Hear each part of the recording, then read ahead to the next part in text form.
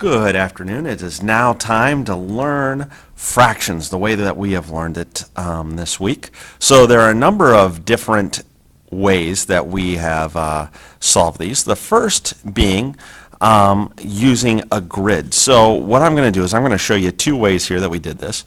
First is 1/3 plus 5/12. So what we do with this grid is we go ahead and we break it up into thirds. And what I want to do is I want to go ahead and color in 1/3. So I'm going to go ahead and I'm going to color 1/3 here. Okay, so there's my 1/3 that I've colored. Now what I want to do is I want to go ahead and I want to break it up into 12ths. Well, what I need to do here is I need to go ahead and make this right there like that. So now I have it into 1/6. And then I cut it right down the middle, so now we have 12. And then what I want to do is I want to go ahead and shade in 5/12. So I'm going to go ahead and shade in 5/12 here. So there's 2, there's 4, and there's 5/12. So now what I want to do is I want to go ahead and I want to count how many 12ths there are. So 1, 2, 3, 4, 5, 6, 7, 8, 9. 9/12 is my answer there. So I could say that 1/3 plus 5/12 equals 9/12. Another thing that we've done this week is we've gone ahead and we've learned how to find like denominators. So what I'm going to do is I'm going to find the least common multiple, LCM. I'm going to write 3 and I'm going to write 12 here.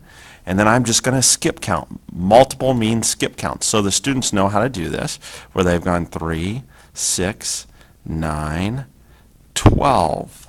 Ooh, right there, I've noticed that we found our LCM as 12, and they put a square around that so they know that that is 12. And then they say, okay, what times 3 equals 12? They can go 1, 2, 3, 4, so they know it's 4.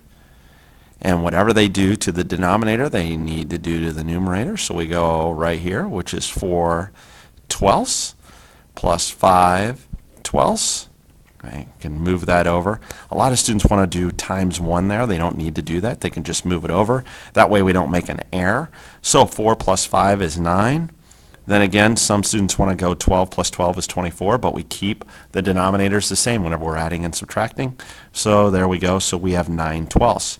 So there you can see that we have 9/12 here using that method and 9/12 using finding the common denominator. So we're using both of those. Our third method here is we have 3/4 plus 1/6. So what I'm going to do here is I'm going to use the clock just to show you here. So the first thing that we want to do is we want to go ahead and we want to figure out, okay, so if I'm right here, what is 3/4? So if I break this up just right here like this, I can see that that is fourths, and I'm going to go around here and right there's fourths.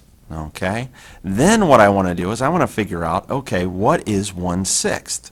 So 1/6 is, I can go here, there's 1/6, 2/6, 3/6, 4/6, 5/6, 6/6. So I know that 1/6 is equivalent to 2 hours. So I go here where my 3/4 is, and then I said, okay, I'm going to come up here to where my 2 hours is, and so there's 1 hour, 2 hours, and I know that my answer should be 11/12.